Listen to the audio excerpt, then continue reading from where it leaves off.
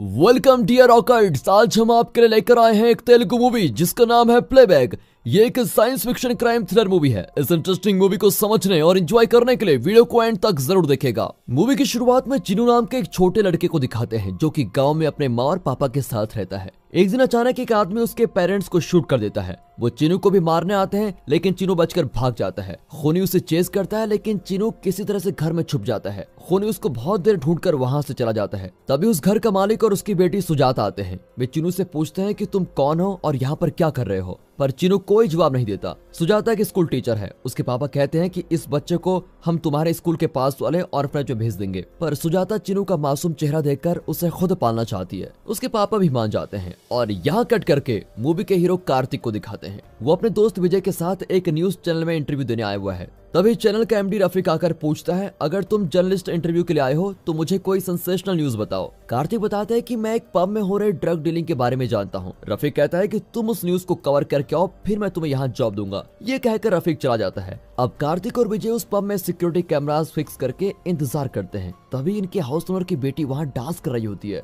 विजय बड़ा moral police बनकर उस लड़की से कहता है, अगर तुम्हारे पापा और पति को पता चल गया कि तुम पब में नाच रही हो तो तुम्हारी लाइफ तो खराब हो जाएगी। और इस पर वो विजय को कसकर थप्पड़ मारती है। दरअसल वो अपने पति के साथ ही पब में आई होती है। हाउस ओनर इनको डांटता है कि तुमने पब्लिक के सामने मेरी बेटी की इंसल्ट की है, अब मैं तुम्हें यहाँ नहीं रहने दूंगा, अभी के अभी घर खाली कर दो। और फिर दोनों नया घर ढूंढने के लिए सिटी के आउटर एरिया में जाते हैं। एक घर के आगे बड़ा पेड़ होता है।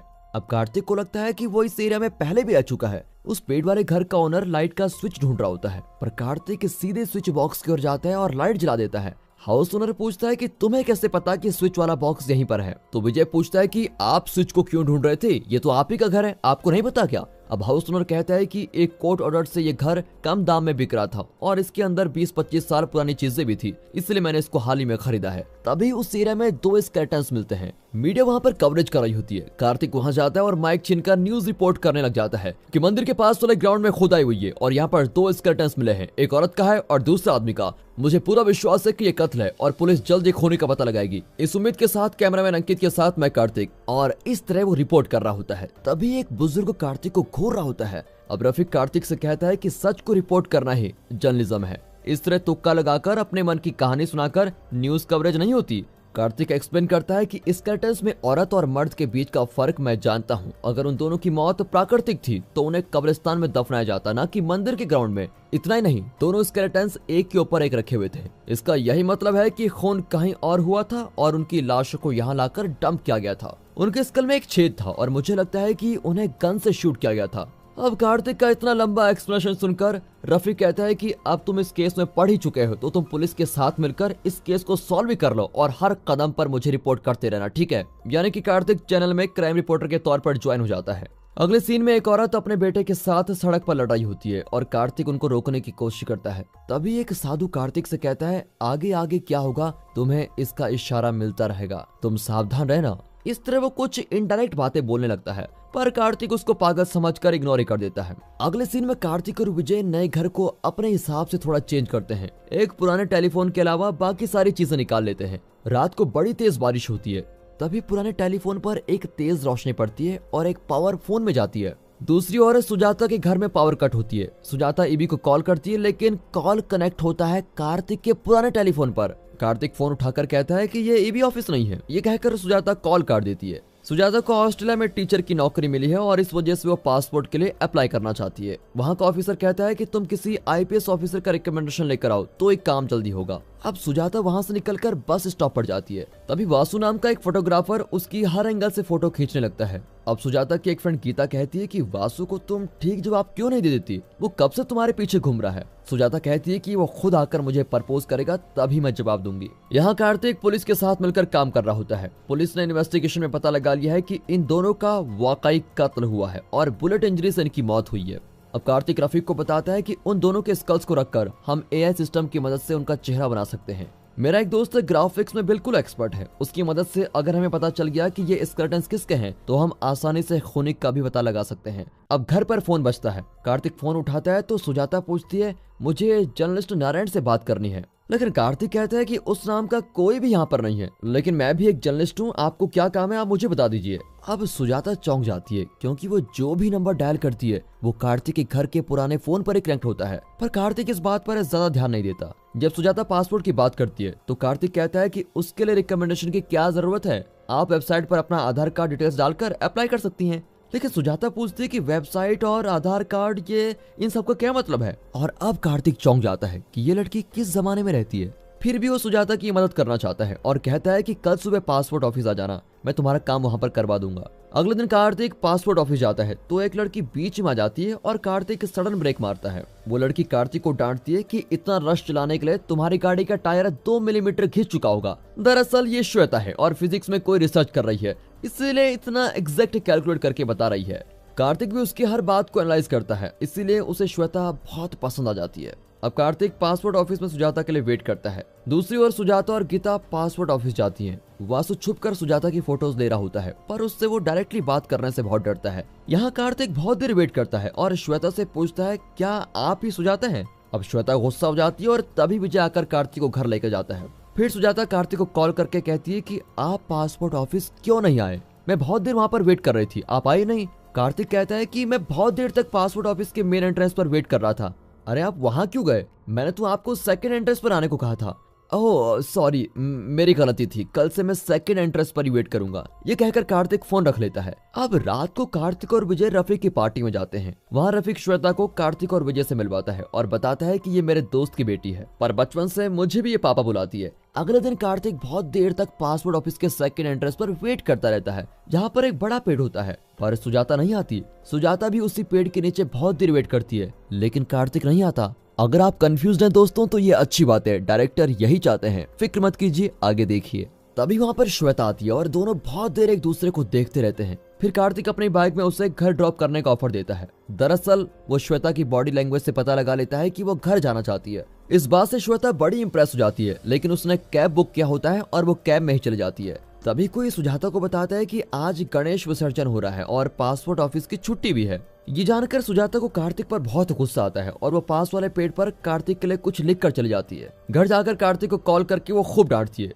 हाउस ओनर विजय से पूछता है कि तुम्हारा दोस्त किससे बात कर रहा है। विजय बताता है कि वो किसी लड़की को पासपोर्ट दिलाने में मदद कर रहा है। अब हाउस ओनर कहता है कि 25 साल से यहाँ पर कोई फोन कनेक्शन है ही नहीं, समझे, मेरी मानो अपने दोस्त को किसी अच्छे डॉक्टर के पास लेके जाओ। अब विजय चौंक जाता है और कार्तिक के पास जाता है, लेकिन विजय को भी सुजाता की आवाज सुनाई देती है। अब वे पासपोर्ट ऑफिस के बाहर जाकर उस पेड़ को चेक करते हैं और एकदम चौंक जाते हैं। उस पर लिखा होता है रिकैप रॉकर्स चैनल को अभी सब्सक्राइब कीजिए। अपना हीरो कार्तिक तुरंत सब्सक्राइब कर देता है और आप भी देर मत कीजिए, अभी सब्सक्राइब कर दीजिए। कर दिया, वेरी गुड, चलिए आगे देखते हैं। कार्तिक और विजय पेड़ पर खरीदी हुई डेट को देखते हैं तो उस पर 29/9/1993 लिखा होता है। विजय कहता है कि यार वो लड़की तो तुम्हारे साथ गेम खेल रही है। कार्तिक कहता है नहीं यार, वो लड़की खेल नहीं रही है, ये देखो इस लिखावट पर पेड़ से निकला हुआ गम एकदम सूख चुका है। दरअसल वो लड़की 1993 में रहती है और हम उसकी लिखावट को 2019 में देख रहे हैं। ये कुछ तो गड़बड़ है यार। दोनों घर लौट आते हैं, तभी सुजाता का कॉल आता है। कार्तिक उसे बताता है कि तुम 1993 में हो और मैं 2019 में हूँ। अब सुजाता चिढ़ जाती है कि ये क्या बकवास कर रहे हो। अपनी बात को प्रूव करने के लिए कार्तिक सुजाता से आज की डेट पूछता है। वो 1993 की एक डेट बताती है। कार्तिक गूगल पर उस डेट को सर्च करता है तो पता चलता है कि उस डेट के अगले ही दिन भूकंप आ गया था। कार्तिक सुजाता को बताता है कि कल उस जगह पर भूकंप होगा और 20,000 से ज्यादा लोग मारे जाएंगे। फिर सुजाता अगले दिन का न्यूज़पेपर देखती है, लेकिन ऐसी कोई भी न्यूज नहीं होती, पर टीवी पर उस भूकंप को दिखाते हैं। अब सुजाता अपने पापा से पूछती है कि ये न्यूज़पेपर में क्यों नहीं आया, तो वो बताते हैं कि ये भूकंप सुबह हुआ है, इसलिए कल के न्यूज़पेपर में आएगा। अब सुजाता एकदम शॉक हो जाती है और कार्तिक को कॉल करके बताती है कि तुम्हारी बात तो एकदम सच निकली। दोनों डिस्कस करते हैं कि उनके साथ ऐसा क्यों हो रहा है। सुजाता कहती है कि तुम्हारे टाइम के हिसाब से मेरी उम्र 50 साल की होगी और मैं जानना चाहती हूँ कि 2019 में मैं कैसे दिखूंगी। कार्तिक उसे बताता है कि मैंने फिल्मों में देखा है, जब पास्ट में कुछ चेंजेस होते हैं तो प्रेजेंट भी बदल जाता है, इसलिए तुम अपनी डायरी में एक डेट लिखो और लिखो कि उस दिन तुम्हें पासपोर्ट ऑफिस जाना है। बाद में उसे देखकर तुम वहां जाकर देखना। अब अपने हीरो का दोस्त उस ह्यूमन स्कल को एनिमेट कर रहा होता है। तभी वो बुजुर्ग जो मंदिर के ग्राउंड में कार्तिक को घूर रहा था, वो यहाँ अपने पर्स को भूलकर चला जाता है। कार्तिक पर्स उठाकर उसको लौटाने जाता है, लेकिन वो आदमी बिना कुछ कहे पर्स लेकर चला जाता है। दरअसल वो कार्तिक को फॉलो कर रहा था, लेकिन कार्तिक ये बात नहीं जानता। वो पासपोर्ट ऑफिस जाकर वेट करता है। वहाँ सुजाता नहीं आती लेकिन श्वेता आती है। कुछ देर बाद कार्तिक श्वेता को उसके घर ड्रॉप करता है और श्वेता का नंबर मांगता है। एक सेकंड, सिर्फ इतना कहकर श्वेता अंदर चली जाती है। अगले सीन में कार्तिक सुजाता को श्वेता के बारे में बताता है। सुजाता कहती है कि तुम्हारी बातों से लगता है कि 2019 में लड़के और लड़कियां बड़ी आसानी से लव प्रपोज कर देते हैं, लेकिन 1993 में बहुत मुश्किल है। तब कार्तिक उसे सुझाव देता है कि तुम अपने लवर को सिर्फ एक इशारा करो कि तुम उससे प्यार करती हो, बाकी वो खुद प्रपोज करेगा। अगले दिन सुजाता चिनू को लेकर बाहर जाती है और तभी चिनू के पेरेंट्स का कातिल चिनू का खून करने के लिए उसको फॉलो करता है, लेकिन पुलिस उसे लाइसेंस के लिए रोक लेती है। इसी बीच सुजाता और चिनू वासु की फोटो स्टूडियो में जाते हैं। वासु बड़ा नर्वस हो जाता है, लेकिन सुजाता कहती है मेरे स्कूल में स्टूडेंट्स का ग्रुप फोटोज लेना है और मैं उनका कोटेशन लेने आई हुई हूँ।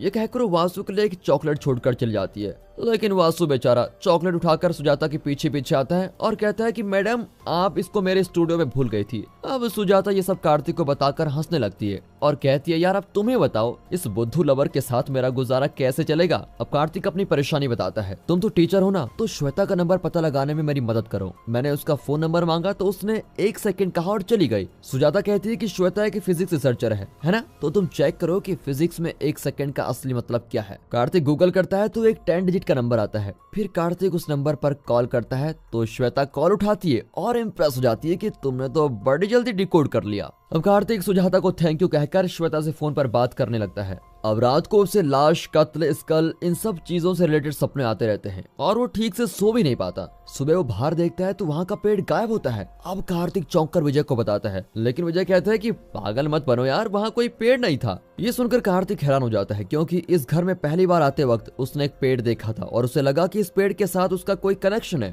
पर वो पेड़ है ही नहीं। तो कार्तिक को बड़ा अजीब महसूस होता है। वह श्वेता को कॉल करके सब कुछ बता देता है कि वो 1993 की एक लड़की से अपने फोन के जरिए बात कर रहा है। मुझे नहीं पता कि मेरे साथ ये क्यों हो रहा है, मेरा दोस्त भी मुझको पागल समझता है। पर श्वेता उसकी बात समझ जाती है और कहती है कि मैं माइकल नाम के एक साइंटिस्ट को जानती हूँ जो इस सब्जेक्ट पर रिसर्च कर रहे हैं। अब अगले सीन में कार्तिक माइकल को सुजाता के साथ हो रहे फोन कम्युनिकेशन के बारे में सब कुछ बताता है। माइकल उसके पुराने फोन को देखकर कहता है कि तुम जो कह रहे हो वो साइंटिफिकली पॉसिबल जरूर है, लेकिन फिलहाल ये सब थियरीज है और प्रैक्टिकली कुछ नहीं प्रूव हुआ है। कार्तिक पूछता है कि इस तरह का कम्युनिकेशन कैसे पॉसिबल है सर। तो माइकल एक्सप्लेन करता है कि नदी का पानी एक जगह से दूसरी जगह बहता है, लेकिन अगर उसके बहाव में कोई अचानक आ जाए तो उसकी दिशा बदल जाती है। ठीक उसी तरह टाइम के बहाव में शायद कोई अड़चन पड़ गई है जिसकी वजह से यहाँ टाइम का बहाव रुक गया है और इसी कारण तुम पास्ट के साथ कम्युनिकेट कर पाते हो। कार्तिक पूछता है कि मेरे घर के आगे का पेड़ कहाँ गया। तो माइकल कहता है कि जब पास्ट में कुछ चेंजेस किए जाते हैं तो प्रेजेंट में भी उसके लक्षण दिखाई देते हैं। शायद उस पेड़ के साथ भी पास्ट में कुछ हो गया हो। कार्तिक को थोड़ा बहुत समझ में आ जाता है, लेकिन अब भी ज्यादातर वो कंफ्यूज ही है। अब कार्तिक और श्वेता अकेले होते हैं, तभी फोन बजता है और श्वेता कहती है कि मैंने घर के आगे फिर से पौधा लगा दिया है, तुम चेक करो कि वहाँ पर पेड़ है या नहीं। कार्तिक बाहर जाकर देखता है तो वहाँ पेड़ होता है और तब पता चलता है कि सुजाता ने अपने टाइम में उस पौधे को कुछ देर के लिए हटा दिया था और वापस लगा दिया है। पास्ट के इस चेंज की वजह से प्रेजेंट में भी वो पौधा फिर से पेड़ बन गया है। अब कार्तिक कहता है कि तुम अपनी फोटोज उस पौधे के नीचे गाड़ कर रख दो, शायद मुझे प्रेजेंट में वो इस पेड़ के नीचे मिल जाए। तो सुजाता वैसा ही करती है। अब कार्तिक पेड़ के नीचे खोदता है तो उसको एक बॉक्स मिलता है। उसके अंदर सुजाता, चिनू और सुजाता के पापा की फोटोज होती हैं। चिनू की फोटो देखकर कार्तिक चौंक जाता है क्योंकि चिनू और कोई नहीं कार्तिक है।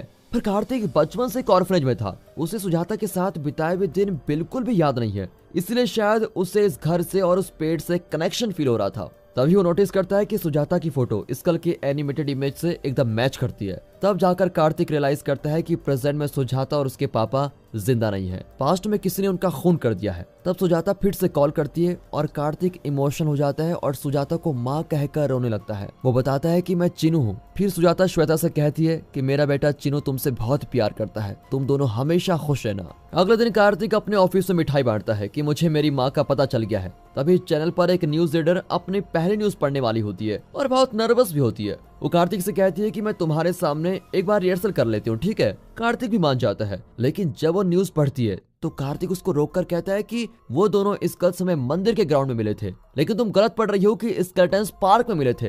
हाँ, वो लड़की घबरा जाती है और कहती है कि मेरे न्यूज फीड में तो यही चल रहा है, और तब कार्तिक समझ जाता है कि जरूर पास्ट में कुछ चेंज हुआ है, जिसकी वजह से प्रेजेंट में स्केलेटन्स की लोकेशन भी चेंज हुई है। दोस्तों इसके बाद मूवी और भी इंटरेस्टिंग होने वाली है, लेकिन थोड़ी कॉम्प्लिकेटेड भी। हमारे साथ बने रहिए, क्लाइमेक्स में सब कुछ क्लियर हो जाएगा और मजा आने वाला है। अगले सीन में दिखाते हैं कि सुजाता, गीता और चिनू एक एग्जीबिशन में है, जहाँ चिनू के पेरेंट्स के कातिल चिनू को मारने आता है। चिनू घबराकर जायंट व्हील पर चढ़ जाता है। सुजाता चिनू को ढूंढने लगती है, लेकिन तभी खूनी जायंट व्हील को ऑन कर देता है और जैसे ही चिनू ऊपर पहुंचता है तो जायंट व्हील लॉक हो जाता है। सुजाता चिनू को बचाने के लिए जायंट व्हील पर पहुंच जाती है। अचानक सुजाता और चिनू फिसलकर नीचे गिरते हैं, लेकिन वासु उनको बचा लेता है। इस तरह खूनी इस बार भी चिनू को मार नहीं पाता। अब सुजाता कार्तिक को कॉल करके इस बारे में बताती है। कार्तिक जरा गुस्से में कहता है कि आपने चिनू को अकेला क्यों छोड़ा, पर सुजाता उसको समझाती है कि जब तक मैं जिंदा हूँ तुम्हें कुछ नहीं होगा, समझे। पास्ट में तुम्हें कुछ हुआ होता तो तुम अपने प्रेजेंट में मेरे साथ बैठकर बात नहीं कर रहे होते, इसलिए फिक्र मत करो, तुम्हें कुछ नहीं होगा। इस पर कार्तिक कहता है कि मुझे कुछ नहीं होगा ये तो मैं जानता हूँ, लेकिन अगर आपको इतना कहकर कार्तिक रुक जाता है। सुजाता पूछती है कि सच बताओ मुझे क्या होने वाला है। अब कार्तिक बताता है कि आपका खून हो गया था और प्रेजेंट में कातिल का कुछ पता नहीं चला है। ये कहकर कार्तिक रोने लगता है। सुजाता भी शॉक होती है कि मेरा खून कौन कर सकता है। कार्तिक समझाता है कि खूनी का पता लगाने के लिए मुझे उन सभी की डिटेल्स चाहिए जो आपके बहुत करीब हैं, जो आपको बहुत करीबी से जानते थे। मैं प्रेजेंट में उन लोगों का पता लगाने की कोशिश करूंगा। सुजाता गीता के बारे में बताती है। कार्तिक फेसबुक, इंस्टाग्राम वगैरह में गीता की प्रोफाइल ढूंढता है। इसी बीच वो देखता है कि जब से स्केलेटन्स की लोकेशन मंदिर के ग्राउंड से पार्क में शिफ्ट हुई है, तब से ग्राफिक्स से बनाए हुए स्कल का चेहरा भी बदल गया है। अब कार्तिक को ये भी पता लगाना होगा कि पास्ट में ऐसा क्या चेंज हो गया था कि ये सब कुछ प्रेजेंट में भी चेंज हो रहा है। तभी वो गीता का पता लगा लेता है और उससे मिलता है। वो बताती है कि उस दिन एग्जीबिशन में कोई चिनू को फॉलो कर रहा था। वासु ने उस आदमी का फोटो भी लिया था। वो फोटो शायद मेरी कार में है। ये कहकर वो फोटो लेने कार पार्किंग में जाती है। तभी एक गैंग गीता का खून कर देती है और उन फोटोज को भी जला देती है। अब कार्तिक को गीता के खोने का पता लगाना है। वो एक बोर्ड पर इस पूरे केस का हर स्टेप लिखने लगता है और तब वो नोटिस करता है कि सुजाता ने कार्तिक का सुझाव मानकर अपने लवर को उसी तरह प्रपोज किया था। हालांकि ओरिजिनल पास्ट में ऐसा कुछ नहीं होने वाला था। इस छोटे से चेंज की वजह से पास्ट का बहुत कुछ बदल गया था और इसी कारण प्रेजेंट में भी कई बातें चेंज हो गई हैं। कार्तिक सोच रहा था कि प्रेजेंट में सुजाता मर चुकी है और ग्राउंड से मिला स्केलेटन्स उसी का है, लेकिन कार्तिक ने सुजाता को लव प्रपोजल का आइडिया देकर पास्ट को चेंज कर दिया था और उसी की वजह से अब स्कल भी दूसरे का है और ये केस भी किसी और के खून का केस बन गया है। लेकिन फिर भी कार्तिक और विजय मंदिर के ग्राउंड में जाकर उस जगह पर खोदते हैं। वहाँ 2 ह्यूमन स्कल होते हैं। विजय पुलिस को इन्फॉर्म करना चाहता है, लेकिन कार्तिक कहता है कि हमें सुजाता के जरिए 1993 की पुलिस को इन्फॉर्म करना चाहिए। वे इन दोनों की डिटेल्स आसानी से ढूंढ पाएंगे। कार्तिक के कहने पर सुजाता पुलिस को इन्फॉर्म कर देती है। फिर 1993 की पुलिस उस जगह को खोदती है और उन्हें 2 लाशें मिलती हैं जो वेंकट और लक्ष्मी नाम के कपल की है। पुलिस पता लगाती है कि इन दोनों ने प्रेम विवाह किया था और वे अंदाजा लगाते हैं कि यह हत्या इनके परिवार वालों ने ही करवाई है। कार्तिक के कहने पर सुजाता वेंकट के घर पर जाती है, लेकिन वे उसको अंदर ही नहीं आने देते। सुजाता लौट रही होती है कि तभी चिनू के पेरेंट्स का खूनी सुजाता को पकड़कर एक जगह बांध कर रखता है। तभी वासु आकर खूनी को मार देता है और सुजाता को बचा लेता है। सुजाता ये सारी बातें कार्तिक को बताती है। कार्तिक कहता है कि गीता ने मुझे बताया था कि वासु ने उस आदमी की फोटो खींची थी जो उस दिन चिनू को फॉलो कर रहा था, लेकिन अब गीता का खून हो गया है। आप वासु से वो फोटो लेकर मुझे दे दीजिए ताकि मैं खूनी के प्रेजेंट में उसको पकड़ सकूं। अब सुजाता वासु से वो फोटो ले लेती है और कहती है कि कल शाम को मुझे पार्क में मिलना। ये कहकर वो घर लौट आती है। तभी सुजाता के घर का टेलीफोन खराब हो जाता है, जिसकी वजह से वो कार्तिक से बात नहीं कर पाती। अब सुजाता अपने टेलीफोन के अंदर खूनी का फोटो रख देती है और टेलीफोन पर कोई निशान बना देती है। कार्तिक भी उस निशान को देख लेता है और टेलीफोन को खोलकर फोटो निकाल लेता है। ये वही आदमी है जो मंदिर के ग्राउंड में हीरो को घूर रहा था और कॉफी शॉप में कार्तिक ने इसी आदमी का पर्स उठाया था। अब कार्तिक सीसीटीवी कैमरे के जरिए उस आदमी को ट्रैक करता है और उसका एड्रेस ढूंढ निकालता है। वो खूनी को बांधकर मारने लगता है और पूछता है कि तुमने कितने लोगों का खून किया है और क्यों किया है। वो बताता है कि सुजाता वासु से मिलने पार्क में आई थी और अपना लव प्रपोज करना चाहती थी। तभी मैं सुजाता को खत्म करने वहां पर गया था, लेकिन वो मुझको धक्का देकर भाग गई। इसी बीच वासु वहां गया और मैंने वासु और सुजाता का खून कर दिया। फिर चिनू का खून करने के लिए मैं सुजाता के घर पर गया था। वहाँ चिनू नहीं था। सुजाता के पापा ने चिनू के बारे में कुछ भी बताने से इनकार कर दिया, इसीलिए उन्हें भी मारकर मैं चिनू की तलाश में निकल गया था। अगले सीन में कार्तिक उस मंदिर में जाता है तो साधु बताता है कि उस दिन शाम को ठीक 6 बजे चर्च की बेल बजी थी। काले बादल छाने लगे थे और तेज बिजली भी गिरी। बिजली सीधे मंदिर के ऊपर गिरी, जिसकी वजह से मंदिर टूटकर गिर गया।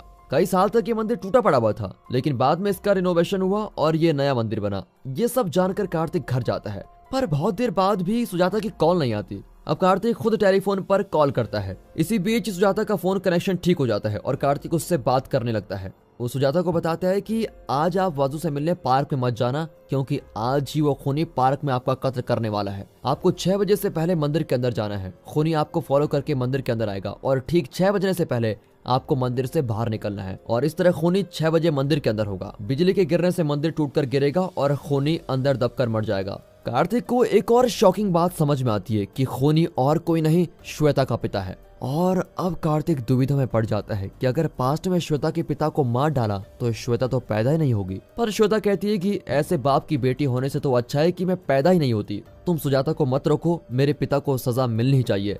तभी रफीक कार्तिक के घर आता है। वो एक और शॉकिंग बात बताता है। दरअसल रफीक लक्ष्मी नाम की एक लड़की से बेहद प्यार करता था, लेकिन लक्ष्मी वेंकट से प्यार करती थी। इस वजह से रफीक ने खूनी को पैसे देकर वेंकट और लक्ष्मी का खून करवाया था। और चिनू जो कि प्रेजेंट में कार्तिक है, वो लक्ष्मी और वेंकट का ही बेटा है। क्योंकि सुजाता और उसके पिता ने चिनू को बचा कर रखा था, इसीलिए रफीक ने उन दोनों का भी खून करवा दिया। कार्तिक के कहने पर सुजाता ठीक 6 बजे खूनी को मंदिर के अंदर फंसा देती है और बिजली के गिरने से मंदिर टूटता है और खूनी मर जाता है। अब सुजाता पास्ट में कंप्लेंट कर देती है कि रफीक ने ही लक्ष्मी और वेंकट का खून करवाया था। इस वजह से पास्ट में पुलिस रफीक को अरेस्ट कर लेती है। इस चेंज की वजह से प्रेजेंट में सब कुछ बदल जाता है। सुजाता और वासु जिंदा है और कार्तिक को अपना ही बेटा मानते हैं। उनकी एक बेटी है जो कार्तिक को भैया कहती है। सुजाता के पिता भी जिंदा है। इतना नहीं, गीता भी जिंदा है, क्योंकि रफीक ने ही प्रेजेंट में गीता को मार डाला था। अब क्योंकि रफीक को पास्ट में जेल की सजा हो गई थी, इसीलिए गीता जिंदा है। श्वेता के पिता पास्ट में मर गए थे, इसीलिए श्वेता पैदा ही नहीं हुई। अब कार्तिक की लाइफ में श्वेता नहीं है।